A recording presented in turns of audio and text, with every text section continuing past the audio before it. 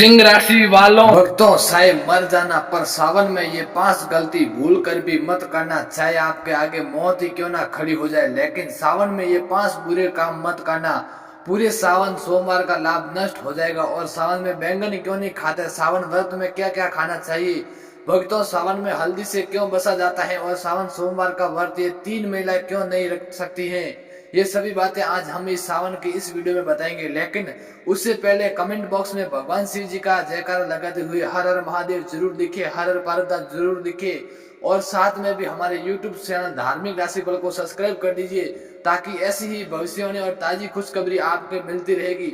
दोस्तों, भगवान शिव जी की भक्ति का यह सफर बहुत ही अद्भुत है, इसलिए इस वीडियो को एक पल के लिए भी छोड़कर मत जाना, क्योंकि शास्त्रों में लिखा है जो एक अधूरी जानकारी हमेशा सर्वनाश का कारण ही बनती है। भक्तों, वर्ष 2026 में सावन का पावन महीना 1 अगस्त दिन शुक्रवार से प्रारंभ हो 28 अगस्त तक रहेगा। ये महीना भगवान शिव जी और माता पार्वती की उपासना के लिए अत्यंत शुभ और मंगलकारी माना जाता है। इस वर्ष सावन के दौरान कुल 4 सोमवार व्रत पड़ रहे हैं, जिनका विशेष धार्मिक महत्व है। पहला सावन सोमवार 3 अगस्त को मनाया जाएगा, दूसरा सोमवार 10 अगस्त को, तीसरा 17 अगस्त को, और सावन का चौथा तथा अंतिम सोमवार व्रत 20 अगस्त को होगा। सावन का समापन 28 अगस्त 2026 को हो रहा है कि रक्षाबंधन का पर्व है। इस दिन बहनों अपने भाइयों की कलाई पर रक्षा सूत्र यानी राखी बांधकर भाई बहन के अटूट प्रेम और विश्वास के त्योहार को मनाएगी। सावन का पहला दिन यानी 30 जुलाई भगवान श्री हरि विष्णु की कृपा प्राप्ति के लिए भी बहुत दुर्लभ और शुभ संकेत लेकर आ रहा है। पौराणिक मान्यता के अनुसार सावन के पूरे महीने में शिव भक्ति शिवलिंग पर जल और बेलपत्र अर्पित करके सुख समृद्धि सौभाग्य और दीर्घायु का आशीर्वाद प्राप्त करते हैं। ये समय सुहागन महिलाओं के लिए अखंड सौभाग्यों के लिए नियमों का पालन करने का और मंगला गौरी व्रत के माध्यम से पति की उन्नति की कामना करने के लिए सबसे बेहतर माना गया है। अतः 30 जुलाई से शुरू होने वाले इस पवित्र माह में श्रद्धा, नियम और सर्वपूर्ण सात्विक के साथ महादेव के शरण में जाकर कोई भी भक्त अपनी हर मनोकामना पूरी कर सकता है। सावन का महीना कोई साधारण महीना नहीं है, ये ब्रह्मांड के रचयिता, पालन करता और सहारा के सच्चा देवों के देव महाकाल का महादेव है। हमारे हिंदू पंचांग के अनुसार जब भगवान विष्णु आषाढ़ मास की देव श्रेष्ठी एकादशी को 4 महीनों के लिए योग्य निद्रा में चले जाते हैं और पाताल लोक की ओर प्रस्थान करते हैं, तब पूरी सृष्टि पर एक पल के लिए अंधकार छाने लगता है।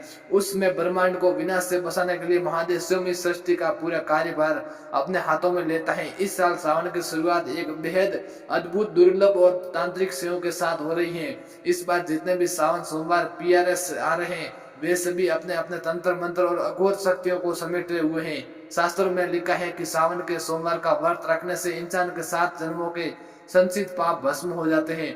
जो कुमारी कन्या है इस व्रत को रखती हैं तो उनकी कुंडली के सारे भ्रष्ट ग्रह दोष शांत हो जाते हैं और उन्हें साक्षात शिव जैसा वर प्राप्त होता है। जो विवाहित महिला इसे रखती हैं तो इनके सुहाग पर आने वाले अकाल मृत्यु और यमराज की साया भी दूर भाग जाती है। लेकिन याद रखिए, सावन सोमवार की पूजा जितनी सरल और मनमोहक दिखती है, इसके आदर्श नियम उतना ही करे खतरनाक और भयानक है। यदि कोई व्यक्ति बिना नियमों को जाने केवल समाज को दिखाने के लिए या अहंकार में ये व्रत रखता है, तो उसे पुण्य की जगह महादेव के तीसरे नेत्र क्रोध का सामना करना PRS सकता है। शिवलिंग पर जल चढ़ाने का वो भी भयानक सच हो तो कोई नहीं बता सकता। जब हम सावन के महीने में शिव मंदिर जाते हैं तो हमारी आदत होती है कि हम जल का लोटा लेकर सीधे शिवलिंग की तरफ द्वार पड़ते हैं, लेकिन यहीं पर लोग अपने जीवन की सबसे 12वीं आत्मघाती और विश्वासकारी गलती कर बैठे हैं। बहुत से लोग मंदिर के अंतर में बने नल, कुएं या शिवालय के प्रणाल में लगे हुए वाटर फिल्टर से ही जल भर लेते हैं और उसे शिव जी पर चढ़ा देते हैं। शास्त्रों में अनुसार ये घोर अपराध और वर्जित कर्म माना गया है, जिसे पराय जल या सोरी का जल कहा जाता है। मंदिर का जल केवल वहां के पंडित या पुजारी, उस प्रांगण में रहने वाले सेवादारों के लिए होता है, क्योंकि वो मंदिर परिसर ही उस पुजारी का घर होता है। यदि आपका घर मंदिर की सीमा से बाहर है तो आपके हमेशा अपने घर की रसोई से, अपने घर के मटके या शुद्ध जल पात्र से तांबे, चांदी या पीतल के लोटे में जल भरकर ही मंदिर जाना चाहिए। इसके पीछे का सबसे बड़ा आध्यात्मिक और वैज्ञानिक रहस्य ये है कि जब आप अपने घर से लेकर पैदल या किसी माध्यम से शिव मंदिर की ओर निकलते हैं तो रास्ते भर आपके घर की नकारात्मक ऊर्जा, आपके परिवार की बुराई, पितरों का कष्ट और आपके शरीर की बीमारी उस जल के भीतर समने लगती हैं। वो जल आपके सारे कष्टों को अपने भीतर सोख लेती हैं। जब आप उस जल को शिवलिंग पर अर्पित करते हैं तो महादेव आपके उन कष्टों को स्वीकार करते हैं उन्हें अपने गले के विष की तरह भस्म कर देते हैं। लेकिन यदि आप मंदिर का ही जल लेकर वहीं सजा देंगे तो आपने अपने घर का कोई नष्ट कष्ट महादेव को सौंपा नहीं। आपकी वो यात्रा अधूरी रह गई और उस पूजा का फल शून्य होगा। शिवलिंग के गिरते जल के चमत्कारी और डरावने फायदे। शिवलिंग पर जब जल की अखंड धारा गिरती है तो वह शिवलिंग के नीचे बनी जलधारी से होते हुए एक निश्चित दिशा में बह जाती है। शास्त्रों में उस बहते हुए जल को साक्षात अमृत और शिव की अलौकिक ऊर्जा का महापुंज माना गया है। पहला कर नियम यह है कि जब आप जल चढ़ाते तो जलधारी से बाहर बहते हुए जल को कभी भी भूलकर लांघना नहीं चाहिए, क्योंकि वह ऊर्जा इतनी तीव्र है और तांत्रिक होती है कि यदि कोई साधारण इंसान उसे लांघता है तो उसे शरीर का शक्कर बिगड़ सकता है और उसका मानसिक संतुलन तक हिल सकता है। लेकिन शास्त्र कहते हैं कि उस गिरते हुए जल को किसी मुसाफिर या भक्त को थोड़ा सा अपने पात्र में रोक लेना चाहिए। उस जल को अत्यंत पवित्र और चमत्कारी मानकर अपने घर में ले आना चाहिए। यदि आपके घर में किसी छोटे बच्चे या किसी बड़े बुजुर्ग को बहुत तेज बुखार आ गया हो, जिस पर डॉक्टरों की दवाई भी काम करना बंद कर चुकी हो, तो इसे दिव्य जल के कुछ छींटे उस बीमार व्यक्ति के ऊपर मार दे, उसे 2 बूंद ये जल पिला दे। आप अपने आंख से देखेंगे कि महादेव की कृपा से वो भयंकर और जानलेवा बुखार भी मिनटों में गायब हो जाएगा। इतना ही नहीं, यदि किसी व्यक्ति की आंखों में हमेशा किसर जाता है, उसे आंखें लाल रहती हैं या जलन होती है, उम्र के साथ आंखों की रोशनी धुंधली पड़ जाती है, तो इसे जल को सुबह सुबह अपने आंखों पर पलकों के पास लगाना शुरू करे। धीरे धीरे आंखों का सारा भयंकर विकार दूर हो जाएगा और आपकी आंखों की रोशनी इतनी तेज होने लगे कि बाहरी से बाहरी बीमारी महादेव की कृपा से पूरी तरह साफ और चमकदार हो जाएगी। महादेव उपाय बेल की जरेज का ताबीज तंत्र काष्ठ और खान पान का पहना। अब हम बात करेंगे कि आंगन में जल छिड़काने का भयंकर तांत्रिक रस्म है। शिवलिंग से लाए गए उस बचे हुए जल को केवल पीना ही नहीं बल्कि इसका एक ऐसा प्रयोग है जो बड़े बड़े तांत्रिक के होश उड़ देता है। यदि आप इस जल को अपने घर के आंगन में चारों और कोनों में तिजोरी के पास मुख्य द्वार पर भी छिड़कते हैं तो आपके घर के आसपास मंडराने वाली भयंकर से भयंकर अदृश्य शक्तियां, भूत प्रेत, अतृप्त आत्माएं और नकारात्मक बाधाएं सीखते हुए उस स्थान को हमेशा के लिए छोड़कर भाग जाती हैं। अगर किसी दुष्ट व्यक्ति ने या आपके दुश्मन ने आपके घर पर कोई टोना टोटका मुट्ठी करना या तांत्रिक क्रिया की होगी जिसके कारण आपके घर में बीमारियां और कंगाली रहती हैं, तो शिव जी के इस शरणामर्त के स्पर्श मात्र से वह तंत्र उसी क्षण में उल्टा घूमकर करने वाले पर वार कर देता है।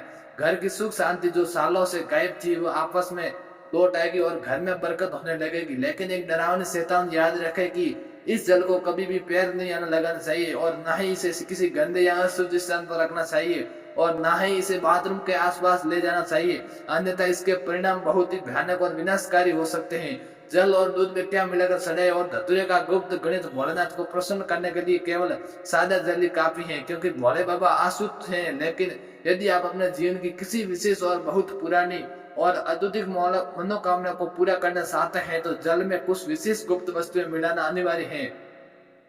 सावन के महीने में यदि आप शिवलिंग पर गन्ने का ताजा रस या जूस चढ़ाते हैं तो माता लक्ष्मी जी आपके घर में साक्षात बन जाती है और दरिद्रता कितनी भी बड़ी हो, कर्ज का पहाड़ कितना भी ऊंचा हो, वो महादेव के सामने घुटने टेक देता है। यदि आपको लगता है कि आपके घर में पितृ दोष है या राहु केतु की महादशा चल रही है या बनते बनते काम एकदम बिगड़ जाते हैं तो जल के अंदर थोड़े से काले तिल मिलाकर AUM नाम ओम नमः शिवाय 108 बार जाप करें। और अब बात करते हैं शिव जी के सबसे प्रिय और खतरनाक फल के बारे में। धतूरे के लोग अनजाने के पैरों से तोड़कर जितने मर्जी धतूरे शिवलिंग पर सजा देते हैं, जो लोग पूरी तरह गलत और अवर्जित हैं। शास्त्रों के अनुसार शिवलिंग पर धतूरे को हमेशा विषम संख्या में ही सजाना चाहिए, जैसे कि केवल 1, 3 या 5 धतूरा। असल में इंसान के भीतर छिपे काम, क्रोध, लोभ, मोह और अहंकार का प्रतीक। जब आप विषम संख्या में धतूरा सजाते हैं तो आप अपनी मानसिक बुराइयों और जहर को महादेव के शरणों में सौंप रहे होते हैं। इसके साथ ही सावन में पंचामृत का भोग लगाना चाहिए, जिसमें शुद्ध गाय का कच्चा दूध, गाढ़ा दही, घर का निकला हुआ घी, शुद्ध शहद और मिश्री की शक्कर शामिल हो। ये सभी सामग्री शिव जी को तृप्त करती है। लेकिन याद रखें कि पंचामृत में कभी भी बाजार के डिब्बा बंद या मिलावटी चीजों का इस्तेमाल भूलकर भी ना करें।